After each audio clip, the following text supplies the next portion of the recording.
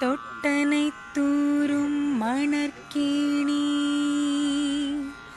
மாந்தர்க்கு கற்றனை தூரும் அறிவு இன்னா செய்தாரை ஒருத்தல் அவர் நாண நன்னயம் செய்து விடல் ஊழையும் முப்பக்கம் காண்பர் உலைவின்றி தாழாது உன்யற்றுபவர் எப்பொருள் எத்தன்மைத்து ஆயினும் அப்பொருள் மெய்ப்பொருள் காண்பது அறிவு வான் நோக்கி வாழும் உலகெல்லாம்